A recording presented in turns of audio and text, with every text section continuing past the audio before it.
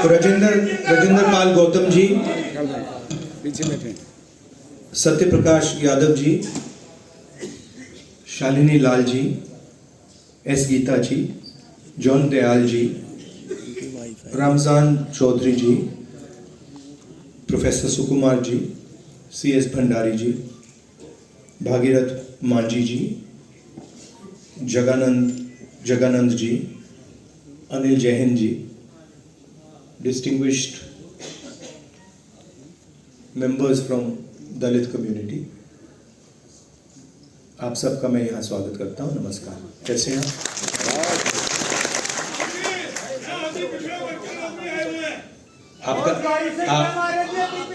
आपका भी स्वागत करता हूँ। जो यहाँ सब लोग आए हैं, आप सबका यहाँ स्वागत करता हूँ। सॉरी, गलती कर दी। नहीं, यहाँ किसी ने, यहाँ इन्होंने लिखा तो मैंने ये पढ़ लिया, मगर इन्होंने यहाँ अति पिछड़ा नहीं लिखा, तो ठीक है। बट हाँ, शुरुआत में एक कहानी से करना चाहता हूँ। जब मैं कॉलेज में था तो एक बड़ी इंटरेस्टिंग चीज मैंने पढ़ी। ये जो अमेरिकन बड़े बड़े कॉलेजेस होते हैं, आपने नाम सुना होगा, हार्वर्ड यूनिवर्सिटी, स्टैनफोर्ड यूनिवर्सिटी, नाम सुना आपने? इनमें अगर कोई स्टूडेंट जाना चाहता है तो एक एग्जाम होता है, SAT, स्टैंडर्ड एप्टीट्यूड टेस्ट, नाम सुना आपने इसका?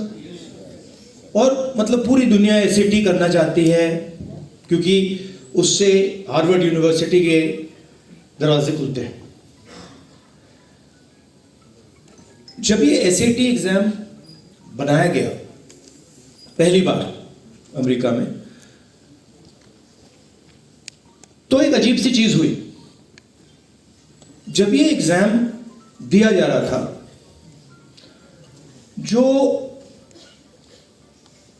गोरे स्टूडेंट्स थे उनका परफॉर्मेंस अफ्रीकन अमेरिकन स्टूडेंट्स से बहुत अच्छा था।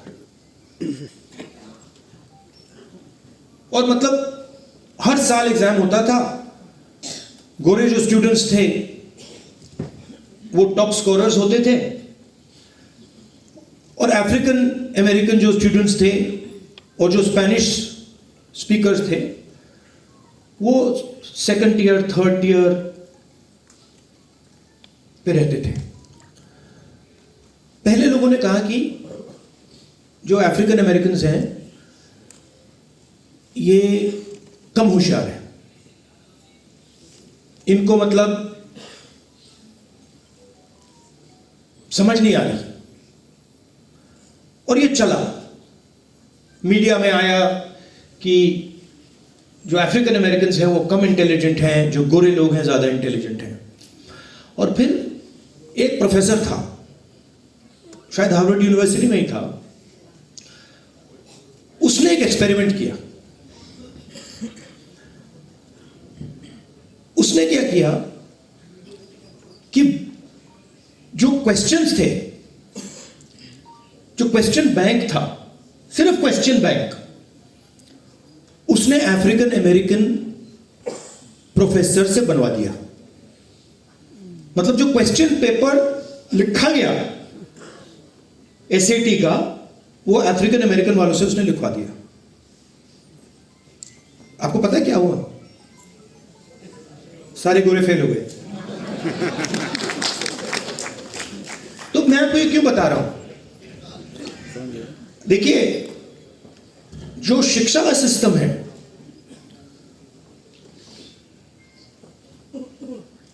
वो एक्चुअली दो चीज है। एक वो लोगों को, जैसे हमारे प्रोफेसर साहब हिस्ट्री सिखाता है, बायोलॉजी सिखाता है, ज्योग्राफी, इंजीनियरिंग, ये सब, मगर दूसरा वो हथियार भी है। आपने बोला कि हमारा एजुकेशन सिस्टम था, आपका एजुकेशन सिस्टम कभी नहीं रहा है। ये बात आप समझिए, हिंदुस्तान का एजुकेशन सिस्टम कभी भी आज तक दलितों और पिछड़ों के हाथ में नहीं रहा है। मतलब पार्टिसिपेशन भी नहीं है। साहब को प्रोफेसर बना देंगे, रिस्पेक्ट दे देंगे, नो नहीं। आपका कल्चर कहां है उसमें? एजुकेशन सिस्टम में कहां लिखा है कि 3000 सालों के लिए इस देश में दलितों को अछूत कहा गया? एक लाइन लिखी है, मैंने पढ़ी थी, मैं जब स्कूल में था, एक लाइन थी वहां पे, अनटचेबिलिटी, एक लाइन। अगर आपका सिस्टम होता 15-20 किताबें होती उस पे।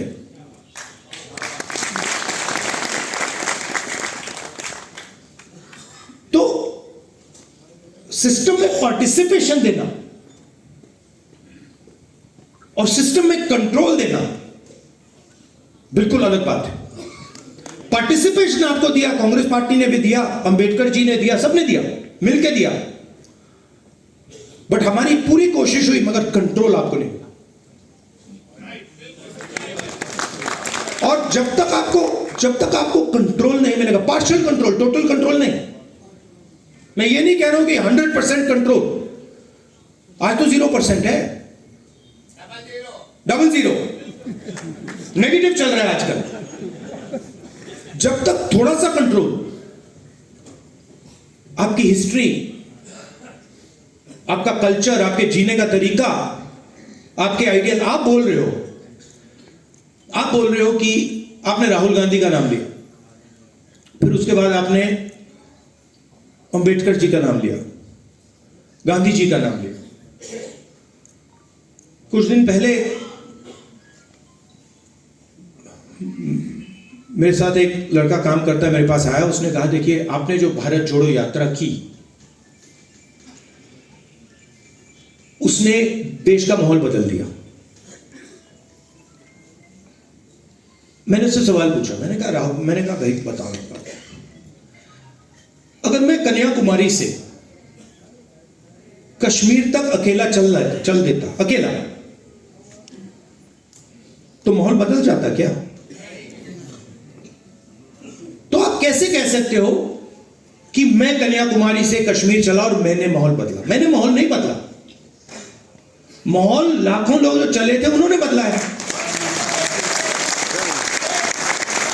मेरा काम सिर्फ सुनने का है, चुप रहकर सुनने का है। आप अंबेडकर जी की बात करते हो, मैं आपसे पूछता हूं, मैंने उनकी किताब पढ़ी है, उनके जो आइडियाज थे, जो विचार थे, वो कहां से आए? क्या वो उनके दिमाग से आए?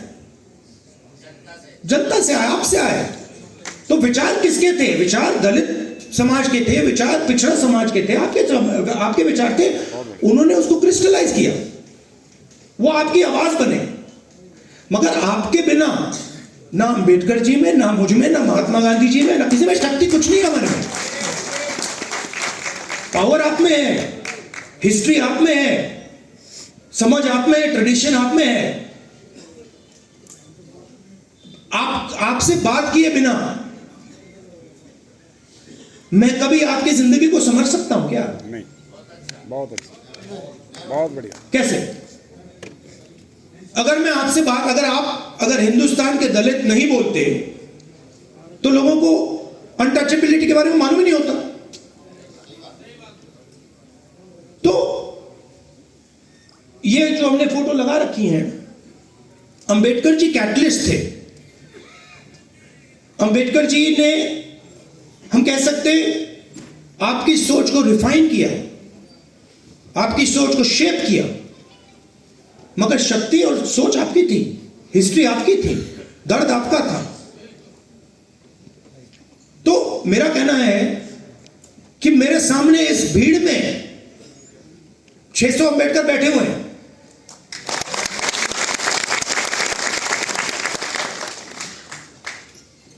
रियलिटी ये है, क्योंकि आइडियाज आपसे निकले थे, सोच आपसे आई है। और आजकल क्या हो रहा है, बड़ी अपॉर्चुनिटी मिल रही है। लोग डिप्रेशन में चले जाते हैं, उदास हो जाते हैं।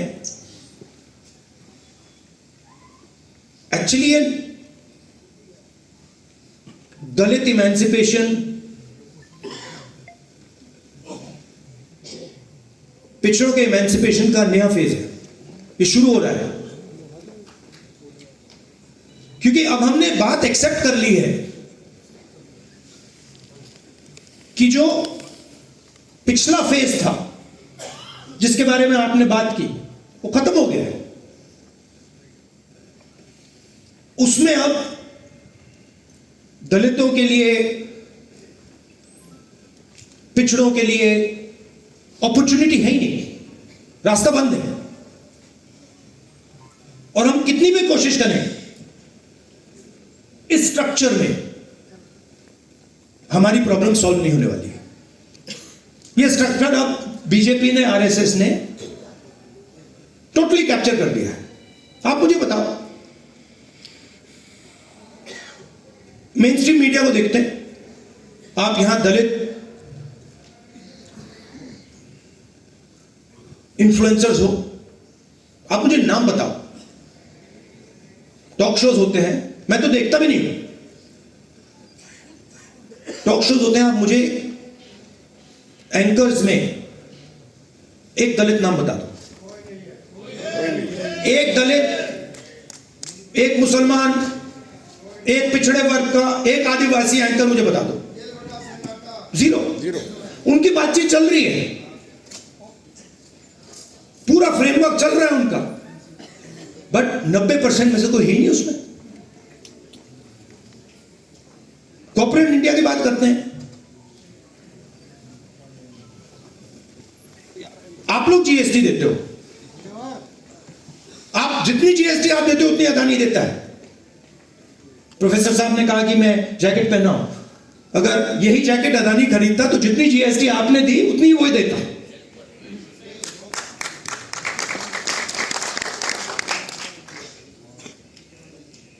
आप 200 सबसे बड़ी कंपनियों की लिस्ट निकालो, मालिकों की लिस्ट निकालो, और मुझे बता दो उसमें दलित कौन है। 15% आपकी आबादी है, 200 में से एक इंडस्ट्रियलिस्ट, 2 इंडस्ट्रियलिस्ट, 3 तो होने चाहिए, 5 होने चाहिए, 10 होने चाहिए, एक भी नहीं है, जीरो, माइनस जीरो, कोई है ही नहीं। मैनेजमेंट टीम की बात करो, वहां नहीं मिलेंगे आपको।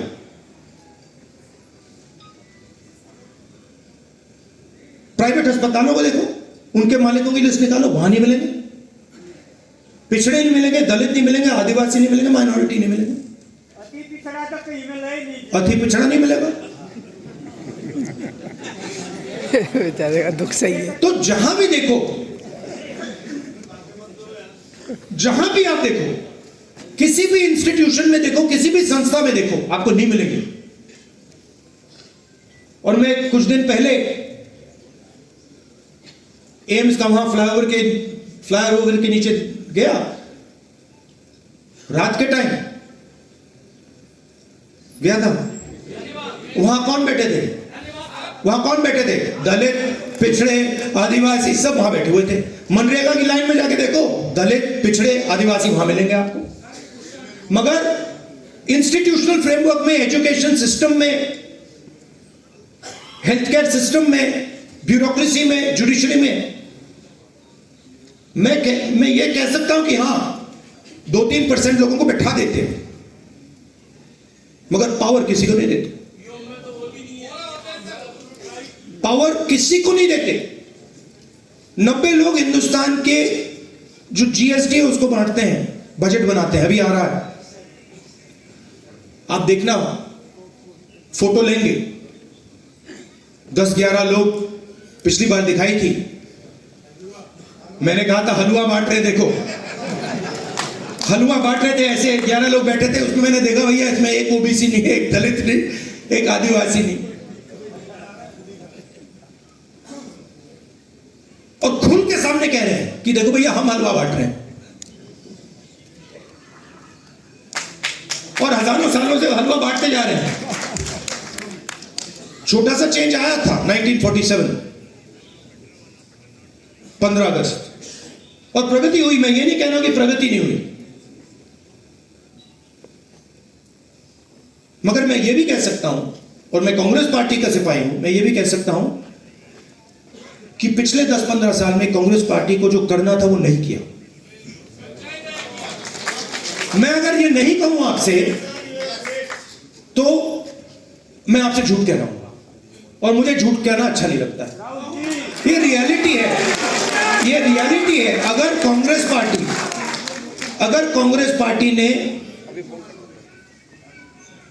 दलितों की, पिछड़ों की, अति पिछड़ों की,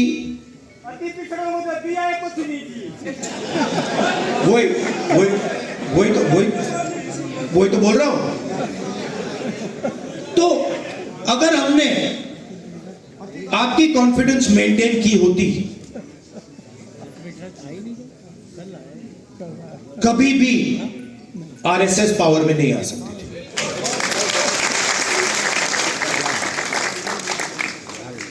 मैं ये कह सकता हूं कि जो आपने बात बोली, इंदिरा गांधी जी के टाइम फुल कॉन्फिडेंस मेंटेन थी। दलित, आदिवासी, माइनॉरिटी, अति पिछड़ा, ये सब जानते थे कि इंदिरा गांधी जी लड़ जाएंगी, मर जाएंगी उनकी। बट 1990s के बाद कमी आई थी, वो तो मुझे दिख रहा है। अब नाम तो नहीं लेंगे, बट ये रियलिटी है, और इस रियलिटी को कांग्रेस पार्टी को एक्सेप्ट करना पड़ेगा।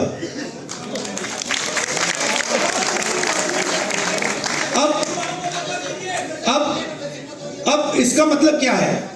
इसका मतलब है कि कांग्रेस पार्टी में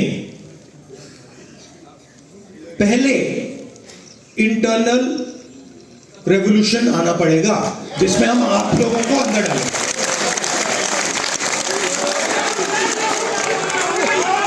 और वो राहुल गांधी। और मैं आपको एक और बात बता देता हूं। देखिए, एक और बात बता देता हूं आपको।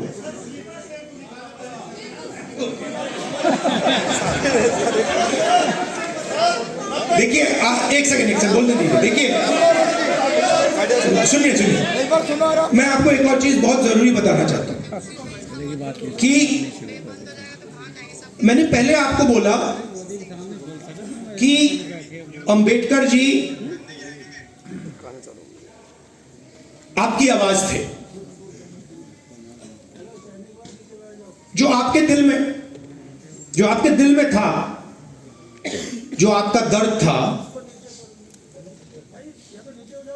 आपने कहा उनके बच्चों के बारे में कहा कि उनके बच्चों की डेथ हो गई। उन्होंने अपने लक्ष्य को छोड़कर अपनी आवाज को वो नहीं सुने, अपने परिवार की उन्होंने आवाज नहीं सुनी, और आपके समाज की आवाज उन्होंने सुनी।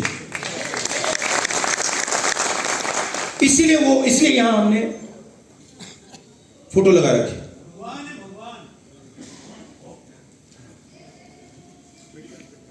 मगर हम कहते हैं कि देखिए, ये कॉन्स्टिट्यूशन जो है ये अंबेडकर जी ने बनाया, ठीक है, मैं मान सकता हूं, मगर ये कॉन्स्टिट्यूशन जो है इसको दलितों के दर्द ने बनाया। जो आपने ह्यूमिलिएशन सहा है, जो आपने डिसरिस्पेक्ट सही है, जो आप पर अपमान किया गया है, उसका नतीजा यह है। अगर आप पर अपमान नहीं होता, अगर आपको अछूत नहीं कहा जाता, तो मैं नहीं सोचता हूं ये कॉन्स्टिट्यूशन बनाए। तो मैं उस परिवार से हूं जिसने इसको बनाने के लिए भी सैक्रिफाइस किया है। तो मैं इन बातों को समझता हूं थोड़ा सा। पूरी तरह नहीं, थोड़ा सा समझता हूं। भाई प्लीज डिस्टर्ब मत कीजिए बार बार आप प्लीज। पूरी पूरी पूरी तरीके से तो सिर्फ मोदी जी समझते हैं चीजों को। तो इसमें आपका दर्द है, आपका ह्यूमिलिएशन है, आपकी हिस्ट्री है, इसके अंदर है। इसका मतलब यह है कि यह मेरे लिए पवित्र चीज है। और मैं जानता हूं ये कितना भी बोल लें ये आरएसएस वाले, मैं जानता हूं कि इस देश का जो फाउंडेशन है, जो इस देश की नींव है, वो आप लोग हो।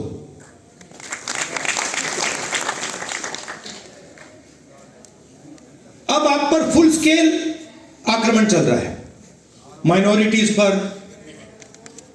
दलितों पर, महिलाओं पर, आदिवासियों पर फुल स्केल अटैक चल रहा है। अब मैं खत्म फिदेल कास्ट्रो की एक कहानी से करूंगा। पता नहीं आपको अच्छी लगे ना लगे, लगेगी।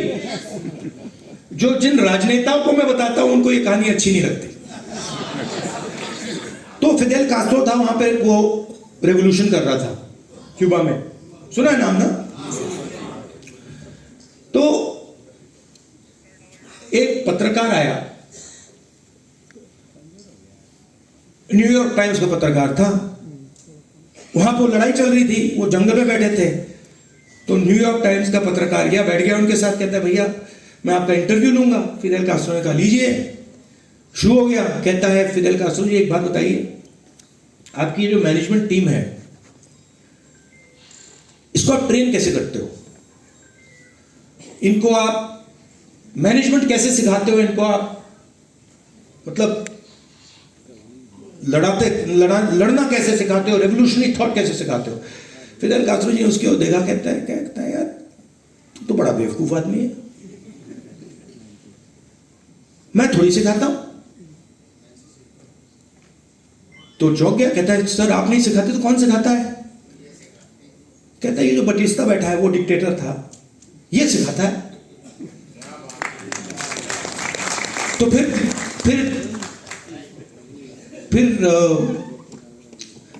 जर्नलिस्ट ने पूछा सर आप क्या बात बोल रहे हो? आप बोल रहे हो कि क्यूबा का जो डिक्टेटर है जिससे आप लड़ रहे हो वो आपकी मैनेजमेंट टीम को सिखाता है? फिदेल कास्ट्रो कहता है हाँ, मैं क्या करता हूं, मैं लोगों को लड़ाता हूं, आधों को मार देता है, बाकी भग जाते हैं, जो बचते मेरी मैनेजमेंट टीम। वही काम हो रहा है, वही काम हो रहा है। मोदी जी डरा देता है, भग जाते हैं, ईडी सीबीआई भग जाते हैं। मैं कहता हूं भागो भैया, मुझे नहीं चाहिए, जाओ महल बचाओ, जान बचाओ अपनी, मुझे कोई फर्क नहीं पड़ता, मुझे तो अपनी मैनेजमेंट टीम चाहिए। तो अच्छा जब मैं ये कांग्रेस के राजनेताओं को कहता हूं उनका बात अच्छी नहीं लगती, कहते यार तो मैं ट्रेनिंग थोड़ी देता हूं, हम लोग ट्रेनिंग थोड़ी देते, मोदी जी ट्रेनिंग दे रहे हैं, वो हमारी मदद कर रहे हैं। सफाई कांग्रेस पार्टी की हम नहीं कर सकते, सफाई कांग्रेस पार्टी की मोदी कर सकता है।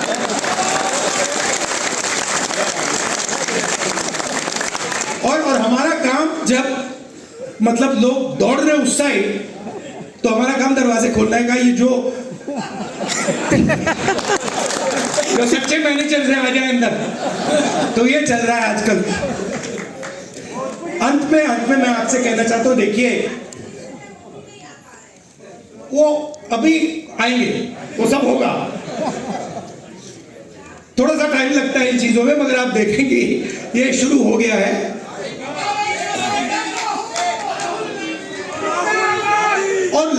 और लड़ाई विचारधारा की, देखिए जब मैं आपको क्लियरली बता देता हूं, जब केजरीवाल जी आए, शुरुआत में ही मैंने इनको थोड़ा देखा, ऑब्जर्व किया।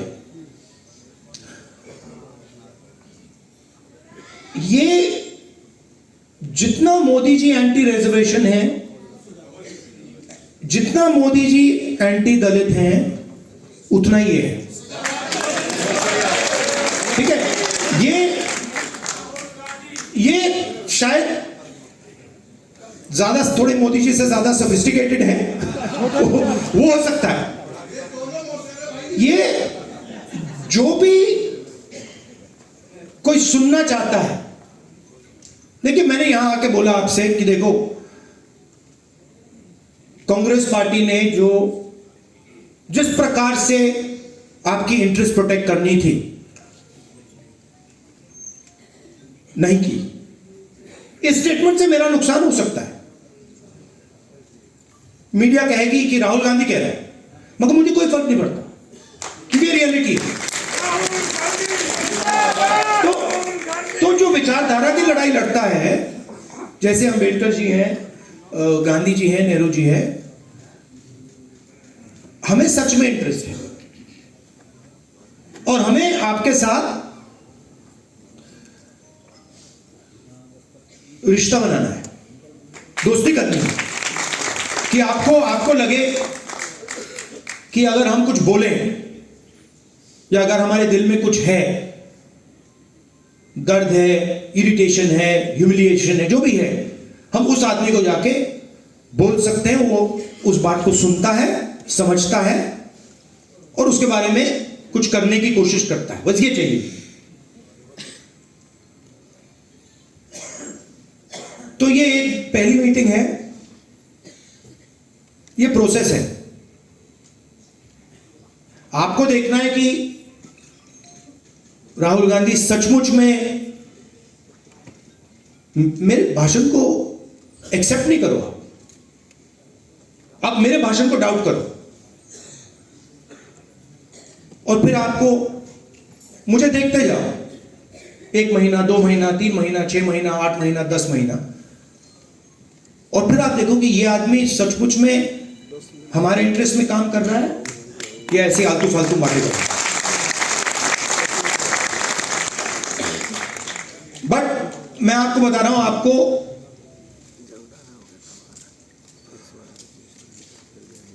कॉन्फिडेंट रहना चाहिए। ये कुछ नहीं कर सकते हमारे, ये बीजेपी वाले हैं, इनकी बस की नहीं है, ये देश को नहीं चला सकते, ये फ्रॉड है, पूरे फ्रॉड है, टोटल फ्रॉड है, ये मैं बता रहा हूं आपको। ये प्रॉब्लम क्या है कि हम लोगों में यूनिटी नहीं है, हम लोग बटे हुए हैं। जिस दिन हम लोग एक हो गए ना, ये भाग जाएंगे। मेरा पंजाब में हमारा एक कार्यकर्ता एक दिन मुझसे मिला, राहुल कहता है, राहुल जी आप जिस दिन ये Congress party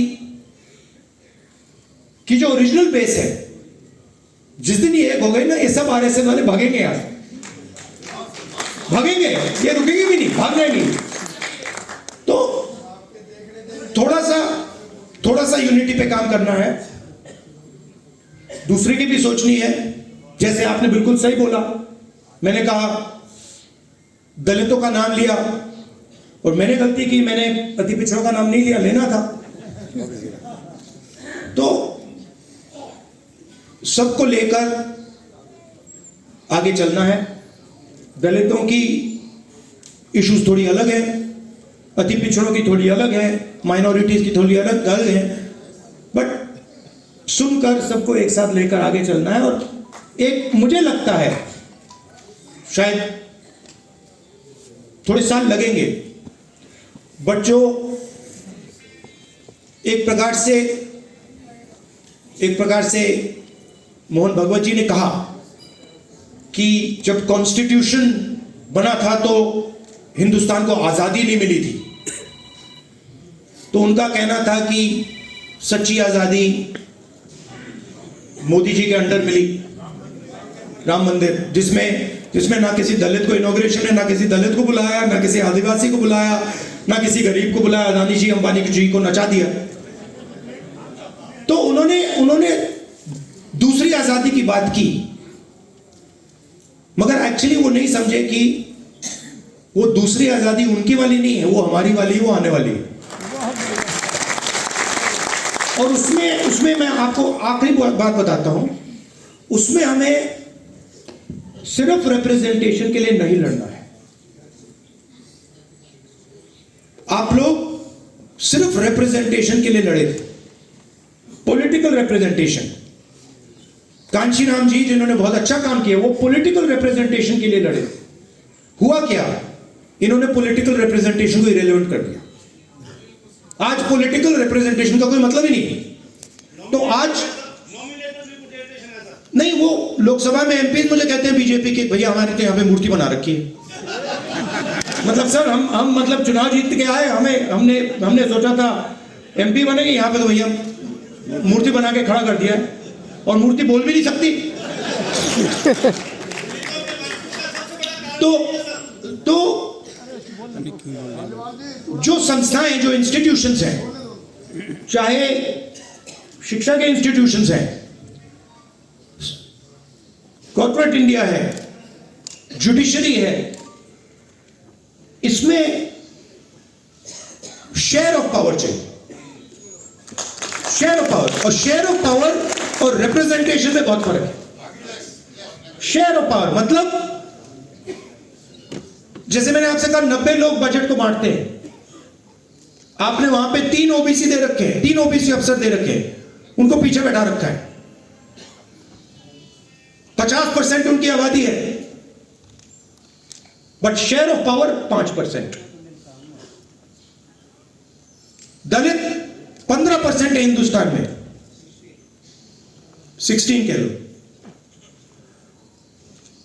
share of power 1%। मैं सिर्फ बजट की बात कर रहा हूं। तो अगला सवाल शेयर ऑफ पावर और शेयर ऑफ वेल्थ का है। अदानी जी को हिंदुस्तान पूरा का पूरा धन दे रहा है, 16 लाख करोड़ रुपए, 16 लाख करोड़ रुपए 25 लोगों का कर्जा माफ किया है। 25 लोगों का 16 लाख करोड़ रुपए माफ किया। एयरपोर्ट दे रहे हैं, पोर्ट दे रहे हैं, सब उनको दे रहे हैं। तो ये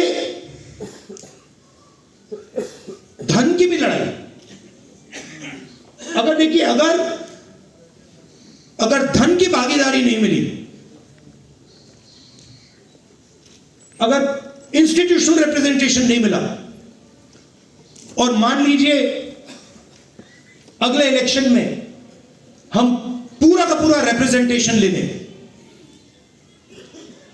तभी प्रॉब्लम सॉल्व नहीं होगी। क्योंकि फिर से वो संस्थाओं को कंट्रोल लेकर फिर से खत्म कर देंगे।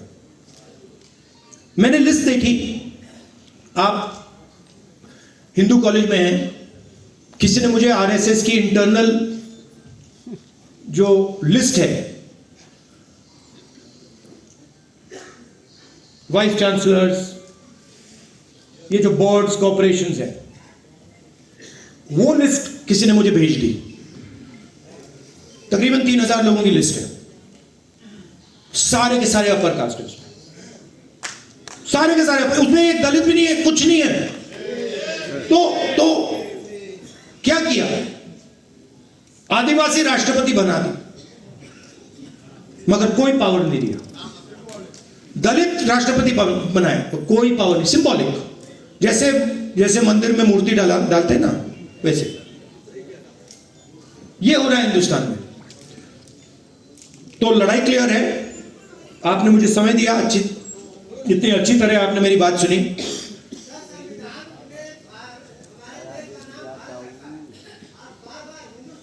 सही बात है, गलती है, भारत बोलूंगा। देखिए यही तो है ना। अब देखिए कितनी गहरी बात बोली इन्होंने। हाँ, तो अब देखो, अब मोदी जी के सामने इसने ये कह दिया होता तो फिर क्या होता? पकड़ के अंदर कर देते, और मैं जाके गले मिलूंगा, कहूंगा भैया धन्यवाद, आपने तो मुझे बहुत अच्छा पॉइंट दिया है। आप सबका बहुत बहुत धन्यवाद। नमस्कार, जय हिंद, जय भारत।